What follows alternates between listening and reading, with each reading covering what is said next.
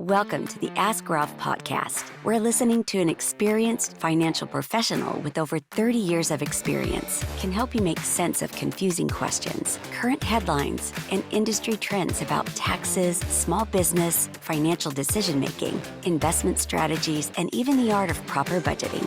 Ask Ralph makes the complex simple by sharing his real-world knowledge from a Christian perspective with all things financial. Now here's your host, Ralph Estep Jr. And welcome back to the Ask Ralph show. Today we've got a very special guest. Her name is Jojo Struebing. And welcome to the show, Jojo. Thanks, Ralph. Thanks for having me. I'm excited to be on today. Excellent. Well, we appreciate you being here. I want you to talk a little bit about what you do. We had a little bit of a pre-interview, and you mentioned that you really have two distinct businesses. So you want to talk about those? Yeah, happy to. So 6 years ago, my husband and I dove into the world of brick and mortar business.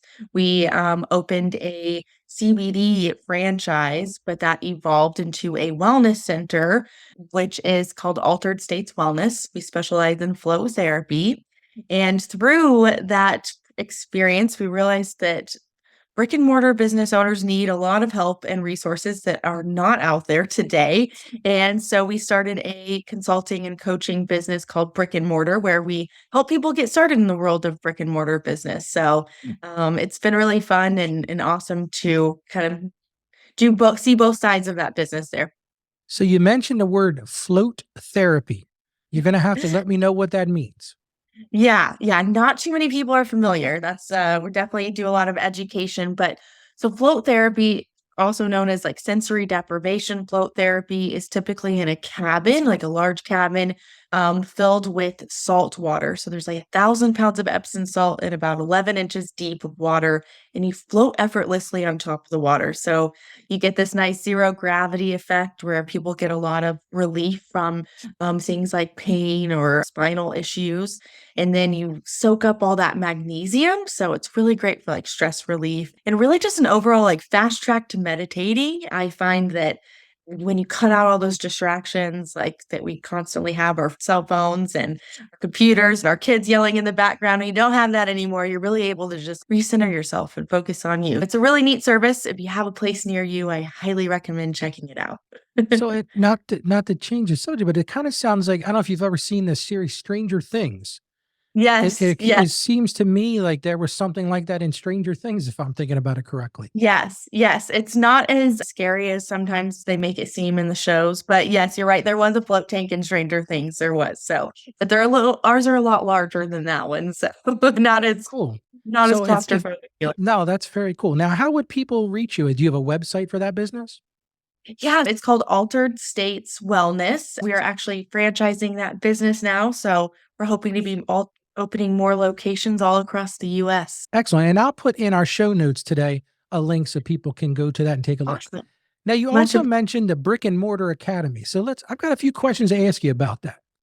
Yes. So based on your profile, you said you work in the typical corporate job, and then you decided to go off on your own. So let's talk a little bit about that. So what led you to do that? Yeah. So right out of college, I started in the tech sales world, started at Hewlett Packard. It was like boiler room style sales, hitting the phones all day, and then kind of worked my way up there. Then got an opportunity at Microsoft, which was an awesome opportunity. Continued to move up on the sales ladder and kind of just hit this point where I realized I wasn't as excited about what I was doing every day anymore and really wanted to kind of dabble in the world of entrepreneurship. I had this like strong desire to go see what that was like. That's when we found the franchise that we've opened, our first one. And once we opened one location, it quickly turned into 3 locations and we were just off to the races there. And I loved it. I definitely found a lot more fulfillment through that I was finding in the corporate world. And yeah, it's just been, the rest is history from there. So I have a lot of clients that have taken the franchise route, and that's not an easy route to take because sometimes I don't think you realize just what you're getting into. Did you find that to be the same situation? Yeah. So we did go with a franchise, and it was a very low cost to entry franchise, which was great, but the support definitely resembled that. So yeah, we found that we weren't getting any resources and help. We had no guidance. We weren't having anyone tell us what not to do or even what to do for that matter. So yeah, after a year in, we were like, man, we're stuck in this 5-year contract and we're not sure what we're going to do. Yeah, that's really what prompted us to start Brick and Mortar Academy, which is like our step-by-step program that walks you through everything you need to know from idea all the way to grand opening on how to get started opening a business, because there's so many resources out there for like online businesses or people that are in specific trades, but just overall on things like how to find a location or how to design your store, how to place products or where to, put your sales desk, things like that, how to host a grand opening. There's not a lot of resources. So that's what our academy is. And we get to work with all kinds of different product and service-based business owners on opening their business. And I know you mentioned in our pre-interview that you struggled even setting up the entity to beginning. You want to talk a little bit about that? Yeah. In the beginning, I just didn't know what I didn't know. And like I said, our franchise was not very supportive. And so I wound up setting up our LLC and didn't know how to set it up. Were we an S Corp? Were we a C Corp? What were we? And we actually wound up messing up and putting some things in our name that we shouldn't have. And so we had to go back and redo it all. And it just set us all way far back on as far as like getting our banking and things like that. We had to be really cautious about what we put in our name because we were a CBD store and we put CBD in the name and we realized we shouldn't have done that because of the banking issues and it was a mess. So yeah, we needed a lot more help than we had at that time. Yeah, and I deal with clients routinely because we set up LLCs, S corps, and I always say to clients, it's all about starting with a strong foundation. Yeah. And a lot of people don't want to put the money out to do that, but you really need to meet with people and surround yourself with people who've been down that road before. And it sounds like that's what the Brick and Mortar Academy is all about. Yes, absolutely. Yeah. The thing with brick and mortar business is you're committing to something long term, right? You've got like a 5-year lease or you're purchasing a commercial property. And if you make that decision and choose the wrong location, that's going to affect you for a really long time. Those decisions are big ones in the beginning and you need the help, like you said. So tell me about your process. What do you go through? How would somebody enter into that academy and what does that process look like? Yeah, great question. So the academy, the great part is it's all online. We first started working with people in person. We realized we couldn't reach that many people that way. It is an online program. It's self-paced where you get to watch the trainings as quickly as you want, or you can go as slow as you want. But we also have a in-person kind of coaching portion where every month we do live Q&A. So come ask your questions if you're stuck somewhere or getting challenged somewhere. We can come give you some feedback and get you unstuck there. And we also have guest speakers. So people like yourself, Ralph, that are experts in certain areas, we'll bring them in to provide their expertise. So we are there to support you for 6 months with that live coaching portion, but you get lifetime access to the live trainings to go back to anytime you need. Excellent. And what do you charge for that service? Yeah, so we do typically to join the academy, it's $497. We do promotions Well, that's every an once in a interesting while. number. Where did you come up with Yeah. 497? Yeah, that's a good question. We just looked at what other online programs that were similar were out there. We do have like a one-on-one portion that you can add on if you want more of those one-on-one sessions. But yeah, $497 and you get access to the program. We also do like payment programs and things like that. So take me through the process. So Jojo, I decide today, look, I'm tired of the 9 to 5. It's time Yeah. to start thinking about doing something else. Where does that process start with you folks? Yeah. So if you can enroll in the academy at any time. We keep that open for you to enroll typically. And yeah, if you go through the trainings, we literally provide you every step you need to take from where you need to start with your legal documents to how to create a business plan to how to go about finding a location, negotiating that lease, what you need to do for your build out, how to work with contractors, every step of that process. We show you how to start marketing your business and everything under the sun there. And you really keyed into it. A lot of my clients have said to me, Ralph, it's the things that I don't know that hurt me. Yeah. And it's almost impossible to tell them what you don't know. And that's why I Yeah. always say when I start with a new client, I said, have a good accountant, have a good attorney, have a good insurance agent. And I guess if you're going to do the brick and mortar, a good realtor, someone that can Yeah. work with you directly. What else would you add to that? Yeah, I definitely say like a coach like ourselves that can kind of coach you on how to bring all those things together. But yeah, and then don't forget about the marketing aspect. The worst thing you can do is get the doors of your business open and you haven't done any marketing. So it's definitely something you want to have a strategy around and start early before you're even open. And that is sometimes contrary to most people because what I find is a lot of people going into business are task oriented. They're people who understand how to do a particular task. But then you Yes. drop them into SEO and you drop them into email marketing campaigns. You talk to them about leases and build outs Yeah. and all that, and they just get lost in the shuffle. So it sounds like your academy kind of walks them through from beginning to end and helping them out with that process. Yeah, it's really nice. In the beginning, it was like I had a million things on this to-do list, but I didn't know what order to do them in or when to do them or when to start doing something. And so, yeah, it's so nice to have just a process laid out for you. Do this before you do that kind of thing. So you're not running around just spinning your wheels everywhere. So did you and your husband record all of these videos as a like an on-demand type of training system? We did. We did. It took a lot longer than we thought, but now that they're there, they are available. And so it's a really nice way to just have that training out there and available for anybody to access. So Jojo, here's a tough question for you. So you Yeah. work with somebody that has an idea, there's a concept there, and then you help them do their business plan and the business plan just doesn't make sense. How do you deal with that? What is your advice to that person? How do you broach that?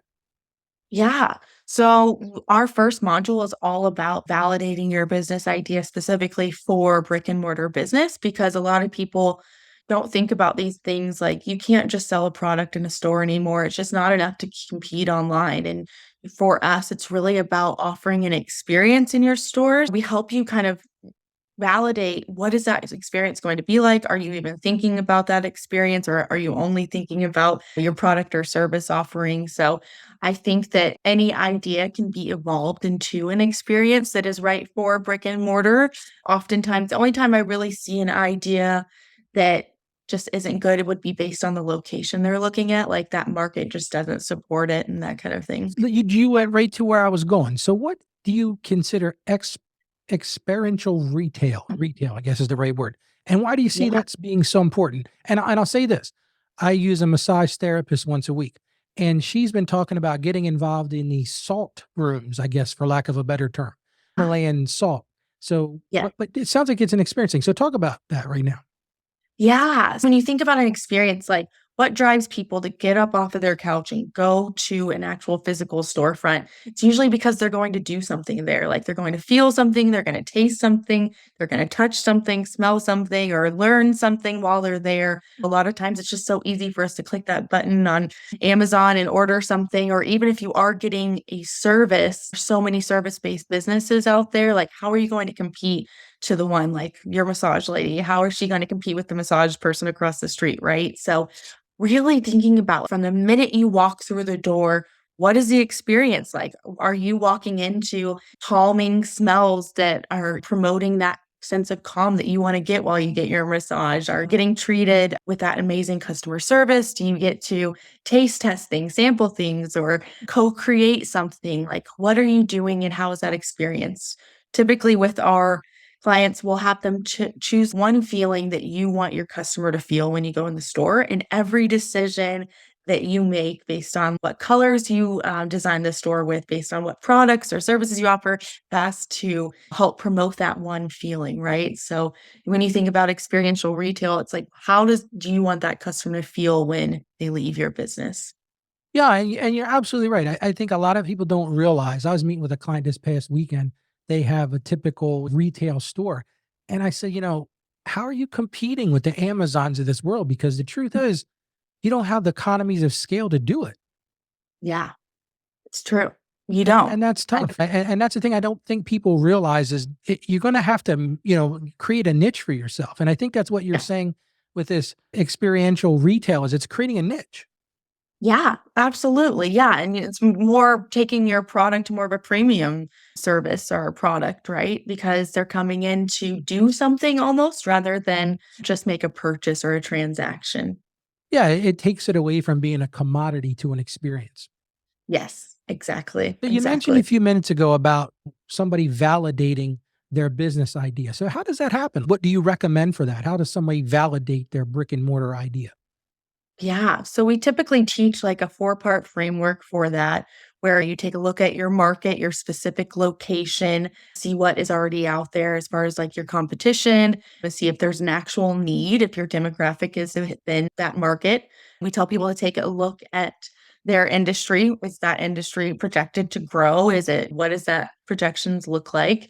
And then we have people take a look at their excitement factor. Is this a business you actually want to be doing? When I think about 5 years from now, am I still going to be excited to wake up and go run my float therapy business? Like, you got to think about these things.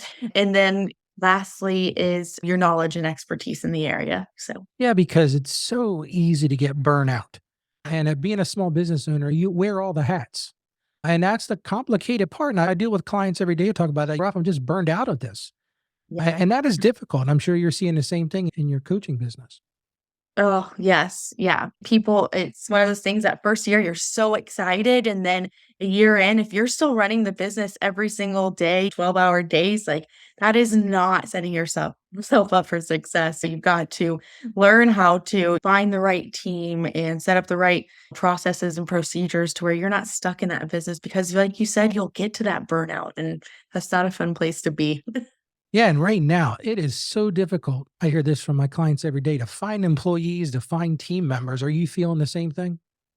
Yes, yes, we're definitely seeing that. We got so lucky with our last employee. She has been phenomenal, but before that, we had a rough patch of yeah, it was very difficult to find the right people for sure.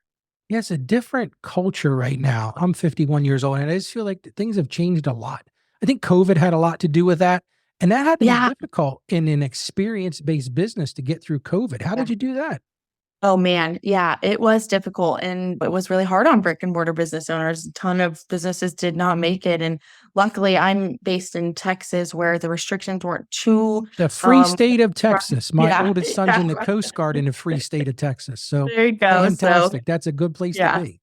Yes, yeah, so we were able to be open, just more restrictions on, like, how many people in the doors. We sold a lot of products, we did shut down our services, but we were luckily able to stay stay alive with the product-based side of the So you business. were able to pivot, which is something I hope you teach Yeah. in your academy, is you have to be ready to Yeah. pivot.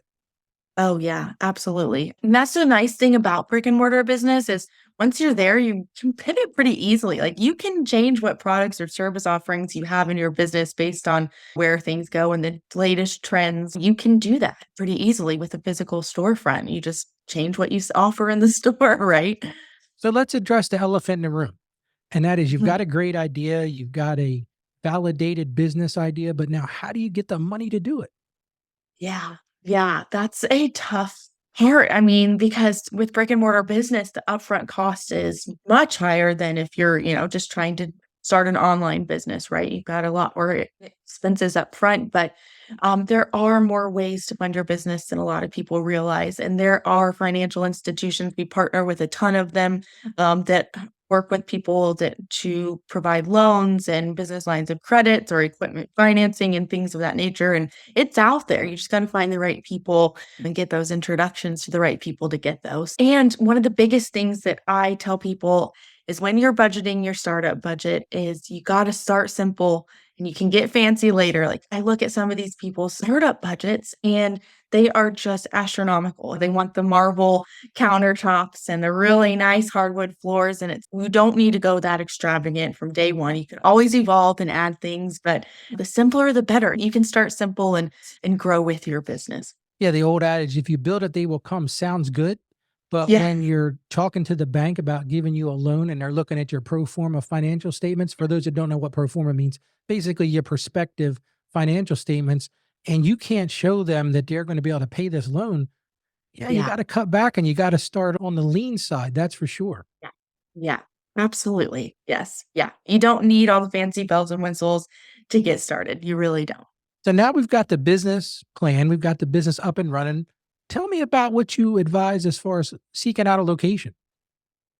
Yeah, location is so important. And we made that mistake on our first business. We did not choose the right location. And when we opened our second and third, we really chose like much better locations. And we saw how quickly those businesses took off compared to the first one. And I can tell you tenfold, like really take your time and be patient finding the right location. You want it to be as visible as possible. You want to put it where the people are, right? So where are those high traffic locations in your city or town? Where are people walking or driving by? Think of your storefront as a billboard and how many people are going to see it. That's what you need to be thinking about. And you need to go to those high traffic areas. Yeah. And see, that's counterintuitive to the whole financial side because what you've got to tell people is listen, yeah, I know you're trying to do this on a shoestring budget, but if you put your place on the wrong side of town, in a Mhm. bad area, or in a place that has zero traffic, it's just not going to work. So that's kind of No. contradictory to what we were talking about a few minutes ago. But I think you're right. It's so important. Yeah. Yeah. Well, and I always tell people, spend more on that location. You're going to be spending so much less on your marketing. Like if our location that is kind of hidden and hard to find, like we spend 5 times as much on marketing than we did for the ones that were in a better location. So it will even out in the long run, and you're just going to have so many more people through the doors of your business. It's an expense worth spending for sure. So I'm going to ask you a question that I ask every client, and that is what do you think is the most effective marketing technique? Oh, that is a tough one. I've got to say email marketing. I Yeah, I mean, It's funny. I just like released a podcast on that in the last few days about email marketing because so many people don't understand the nuances to that and the regulations that come along with that. You can't just go out and spam people anymore. You really got to pay yes. attention to that. So I would encourage people if you go to askralphpodcast.com, you'll see an episode out there that talks about email marketing. But not to interrupt you. Sorry about that. Good. No, that sounds like a really good episode. I think, yeah, it's been a great avenue for us. I think it's an area that brick and mortar business owners specifically don't lead with or think about enough. But for us, like anytime we run a sale or if we're having a slow day or we just see our sales are down in general, we will ramp up our email campaigns and it always results in getting those regulars and customers back through the doors.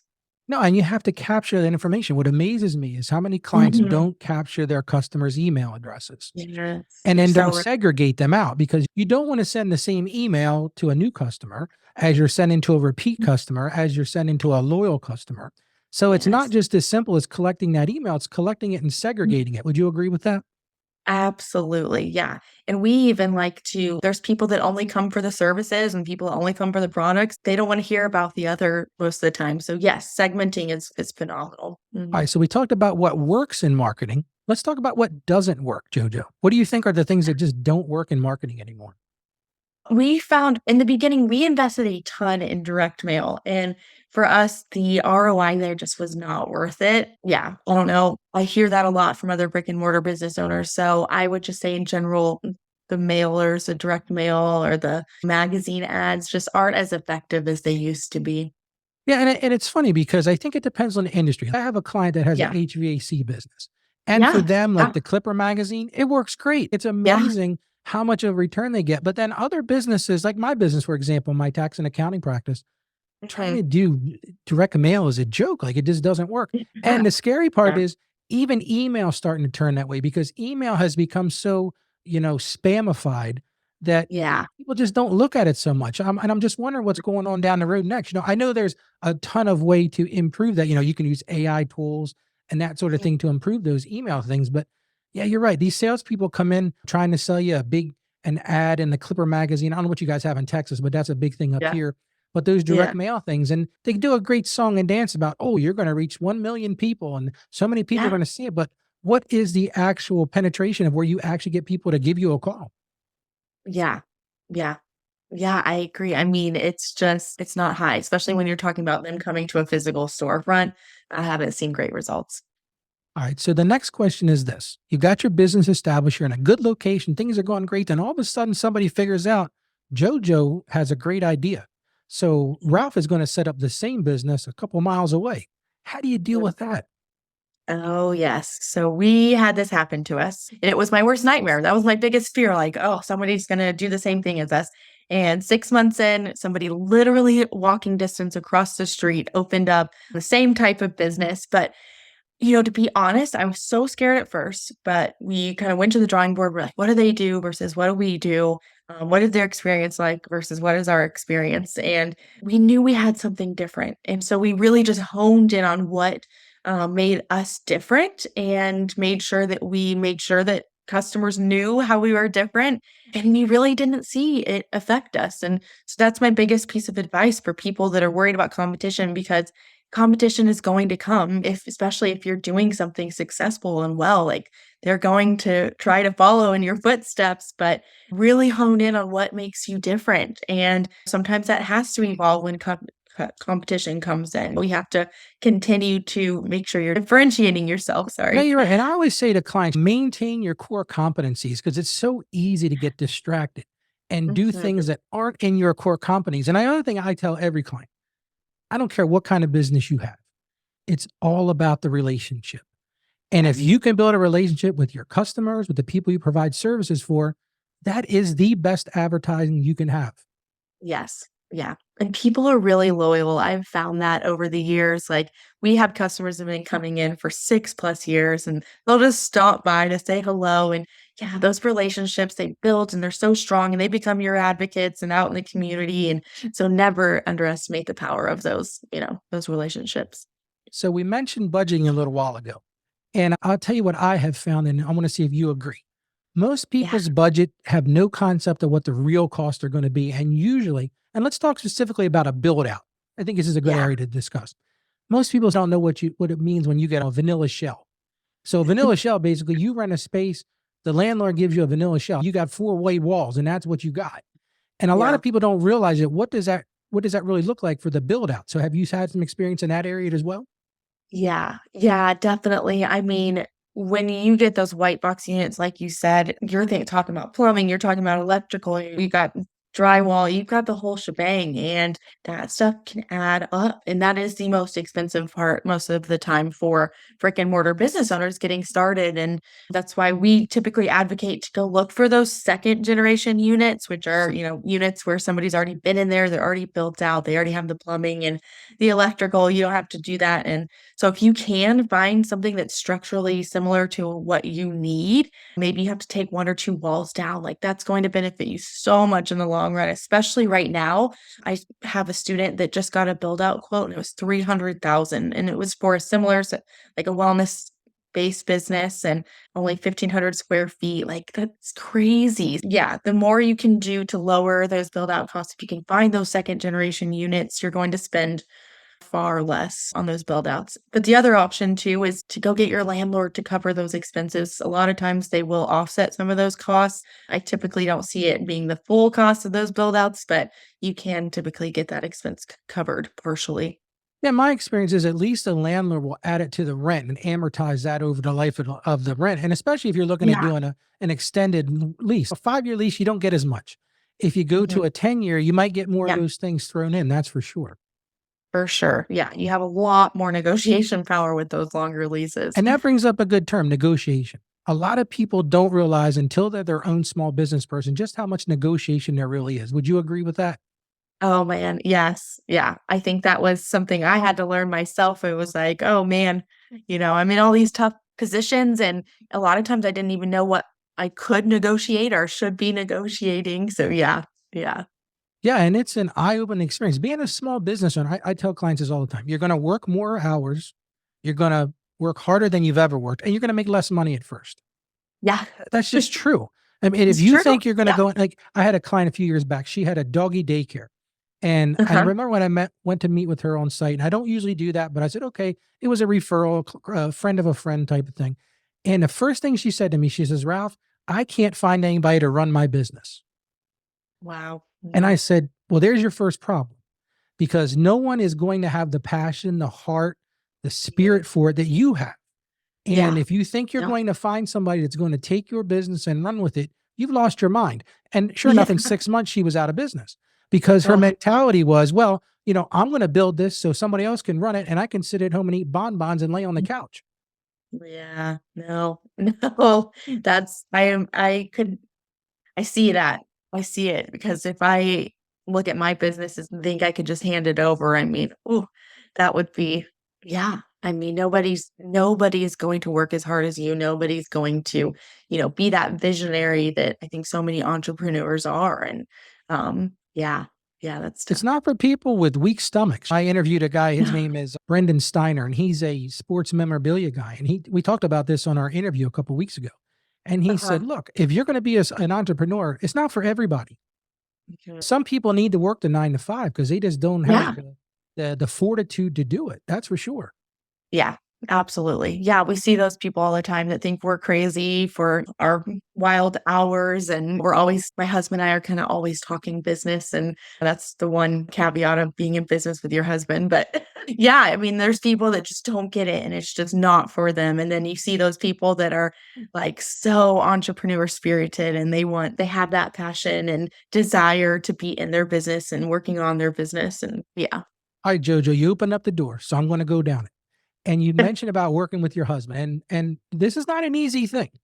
Yeah. And people that say to you that you're going to be a small business person and find work-life balance are lying. It Yeah. doesn't work. Oh, So yep. how have you managed to make it work? Because I've seen so many unfortunate business marriage failures because you Mhm. can't disconnect. But how are you making it work? Yeah. Oh, man. I mean, like you said, there really is no balance for us. The two of us, we don't have kids yet. So I think that might be a different scenario. So at this point, like our business it has been like our baby per se. So I mean, we both really, really enjoy what we do. He works more in the business, like he's there at the wellness center, whereas I'm more like the back end working on all the administrative stuff. So I think for us, finding those roles has been really helpful. I'm not like there at the business with him all day, every day, and he's not here telling me how to do payroll and things like that. So I think really figuring out what was our role within the business. And then like now we know, okay, he's responsible for that. He's going to take care of that when I don't step on his toes there. I think that's the only way we've been able to make it work in our day to day. No, and I think that makes sense. It's kind of like know where your space is and stay in your lane, right? Yes. Yes, for sure. For So I have sure. a question for you. How many people have you encountered now that you've been in business for a while that says, you know what, Jojo, I'm going to pay you my 497 and in 6 months, I'm going to be a multimillionaire because I'm going to do everything you say and you're going to make this happen for me. Yeah, yeah. So we launched Brick and Mortar Academy over the summer in June, so about 6 or 7 months ago. And we have about 37 students that have joined since then. So it's been awesome to see it grow and see more and more people. And it's really fun now because you have people from all kinds of different industries that are there offering insight and advice and all over the country. That's really been fun. It's been awesome to see it grow and get to know all these And owners. has it become a community for you? Yes, hugely a community. We have a like small Facebook group that we all communicate in, and every day people are in there cheering each other on or sharing a struggle or a win and things like that. And it's been awesome. It's all about the community. I joined a group called the School of Podcasting a couple months ago. Oh, And a lot yes. of people Heard that of do, that. oh, it's fantastic. If you get a chance Mhm. to join, I would highly recommend. Dave Jackson is the owner of that and the head coach of that. And it's fantastic. But the thing I like about it the most, and I think you're Mhm. getting to this in your academy too, is the camaraderie, the community. You can bounce ideas off each other. Have you Yeah. been able to foster that in your academy as well? Yeah, I think we've just gotten there. In the beginning with like five or so people, it was like, okay, but now we're at the point where, with like over 30 people, we've got everybody's freely communicating and finding feedback from other people necessary and giving feedback. And yeah, I'm with you. I love the community aspect. I'm in a community for digital course creators, and it's been everything for me to get this digital course created. So Yeah, and that's not easy work. I wrote 2 books over the last summer, and I can that was difficult enough, but imagine doing digital stuff must be even more challenging. oh, I don't know. I don't know. The book writing, I think I'd have to say would be more challenging for me. And like you said, everybody has their strengths and weaknesses. We have things Yeah. that we do good at and things that we don't do so good at. So it sounds like you and your husband have really come to a good place with that. Now, I know you have a podcast. You want to talk about your podcast? Yes, we do have a podcast for anyone that is aspiring or currently owns a brick and mortar business. It's called the Receipt Paper Podcast. So I thought that was a we, cool name, by the way. oh, thank you. Yeah, we thought it was pretty clever. We're like, receipt paper. We're the only ones with receipt papers. Yeah. And that's a bigger project than you thought, isn't it? Oh, yes. Yeah. Yeah. But we've really come to enjoy it. It's fun to kind of sit down and look back at like our business and share those like nuggets with people. And we've really learned to enjoy it. Have you seen some growth in your listenership? Yeah, we have. Well, it was so cool. We do a launch at the beginning of the year for the academy where we do like a free boot camp and then through that we promote the academy. And this was the first time that we had people that had heard about us from our podcast. And so that was cool. So it was like they already knew us and they were quoting things we said on the podcast. And it was like, oh, wow, people are actually out there listening. Yeah, that was really cool So would to you hear. say that podcasting is a way to get to marketing as well? Yeah, yeah, definitely. Definitely for the digital course, we have talked about now doing a podcast for our wellness center. So we're going to experiment with that and see if it also can help be a marketing channel for local business. 'Cause I think it could be at least for customers to kind of come learn about you and build a relationship with you before they come in. I think it will be an interesting project to see. So I won't keep you too much longer. I'm just going to hit you with one more question. Yeah, go for What it. do you think the hardest part has been with the brick and mortar business? What's the most challenging and difficult part of it? Yeah, I think still to this day, the most challenging thing to get used to is like I say it's like a roller coaster. You have the busy seasons, you have the slow seasons, you can have a great week and a rough week. And for me, I never get used to it. But as much as you can prepare and plan, it's different than being in that corporate world where everything's pretty much the same. So it's always changing. It keeps you on your toes. And I've learned to love parts of it, but it's definitely, you have to have the right mindset for it, for sure. And you have to be willing to go outside your comfort zone. You can't stay in the box. Would you agree with that? Oh, absolutely. I mean, I was just telling my husband last night, like, okay, sales are like kind of plateaued. Let's do something different. Let's go figure out what's something new that we can do. Yeah, always got to think outside the box. And you keyed in on to something. I say this to clients all the time. You have to daily reinvent what you're doing. Yes, it's so Because if true. you stay stagnant, the competition is going to take over. Yeah. Yep. It's there, and even when you don't know it. So, True. yeah, you've got Well, to. Jojo, thank you for joining me today. I want to give you a moment to just let us know where we can get in touch with you. And like I said, I will put all these things in the show notes, but if you want to take a moment to mention your stores and mention how people get in touch with you, go ahead and do that now. Yeah, thanks, Rob. I've really enjoyed the questions you've had today. But for any of you out there that want to learn more, you can check us out at the Receipt Paper Podcast. You can find that on any podcast provider that you listen to. And then if you go to masterbrickandmortar.com, that's where you can learn about the Academy and join us there. Excellent. Well, Jojo, thanks for joining me today. And I wish you all the success. I hope that things continue to improve, and I hope the Academy takes off. Thanks, Ralph. Appreciate it. You're welcome. You take care.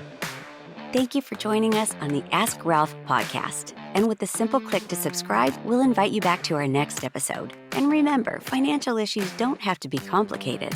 Just ask Ralph. The information contained in this episode of Ask Ralph is based on data available as of the date of its release. Saggio Accounting Plus and Ask Ralph Media, Inc. is under no obligation to update this content if changes occur. Applying this information to your specific situation requires careful consideration of all facts and circumstances, and any information provided is not to be considered as financial, tax, or legal advice. Please consult your tax advisor or attorney before acting on any material covered.